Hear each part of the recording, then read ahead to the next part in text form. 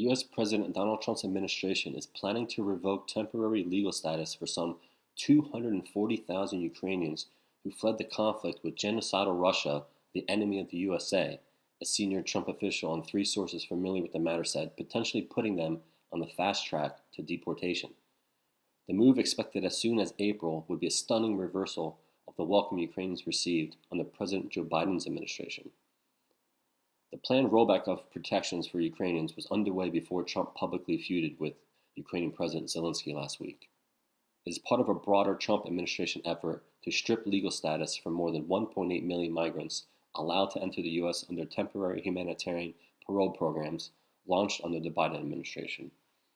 White House Press Secretary Carolyn Leavitt pushed back on the report, saying that no decision has been made at this time, but that's a suggestion that they are thinking about it. U.S. Department of Homeland Security spokesperson Tricia McLaughlin said that on Wednesday, the department had no new announcements. Ukrainian government agencies did not respond to requests for comment. A Trump executive order issued on January 20th called for DHS to terminate all categorical parole programs. The administration plans to revoke parole for about 530,000 Cubans, Haitians, Nicaraguans, and Venezuelans as soon as this month, the Trump official and one source familiar with the matter said, requesting anonymity to discuss internal deliberations. The plan to revoke parole for those nationalities was first reported by CBS News. Migrants stripped of their parole status could face fast-track deportation proceedings, according to an internal ICE email seen by Reuters.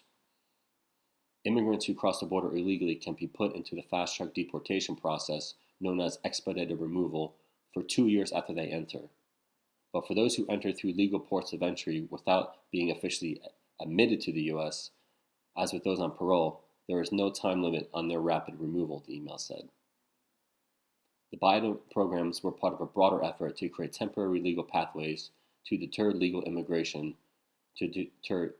immigration, and provide humanitarian relief. In addition to the 240,000 Ukrainians fleeing the Russian invasion, and the 530,000 Cubans, Haitians, Nicaraguans, and Venezuelans, these programs covered more than 70,000 Afghanis who escaped the Taliban takeover of Afghanistan. This was after President Trump had released 5,000, went around the Afghani government and forced them, without consulting with the European Union, to release 5,000 Taliban prisoners.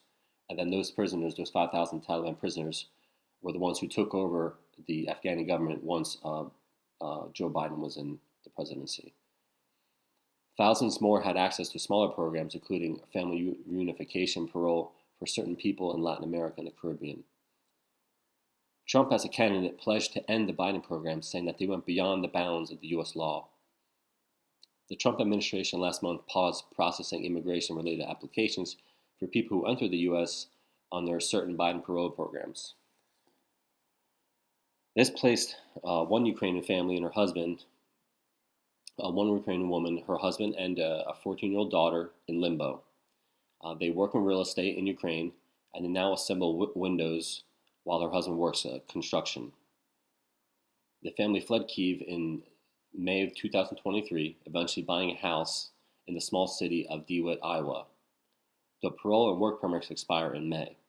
They say they spent about $4,000 in filing fees to renew their parole and tried to apply for another program known as Temporary Protected Status. This Ukrainian wife said that they're starting to get headaches as they worry about their situation, she said. We don't know what to do. And this is a Ukrainian family who they work, they bought a house, they don't have debt. They were able to buy a house. We didn't give them a house. They bought a house, and they're working in construction.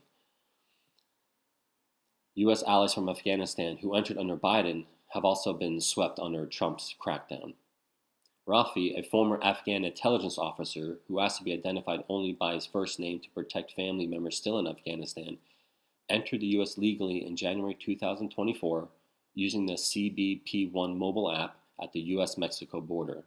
He was given temporary humanitarian parole status that allowed him to live and work in the United States for 2 years. On February 13th, just over a year into that status, he was detained at a check-in appointment at an ICE office in Chantilly, Virginia. His status was revoked. In Afghanistan, Rafi was trained by American officers and provided intelligence on high-value targets, according to an October 2022 recommendation letter. So this was an ally, a guy who worked for the U.S. military in Afghanistan, a friend of ours, and Trump is kicking him out.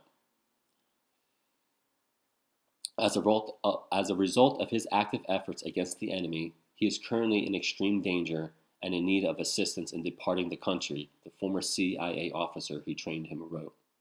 This is a betrayal to a friend of the United States. The officer described Rafi as truly one of the most dedicated and hardworking individuals I had the honor to serve with in Afghanistan. Reuters reviewed the letter but was not able to reach the officer yet. In the United States, Rafi applied for asylum and was scheduled for a hearing before an immigration judge in April. At his February ICE check-in, one of the conditions for his temporary status, he was asked to remove his belt and shoelaces, he said. He knew immediately what was happening, he said, and still he asked, "Are you arresting me? I have broken no law." Rafi said he felt betrayed. When someone stands shoulder to shoulder with American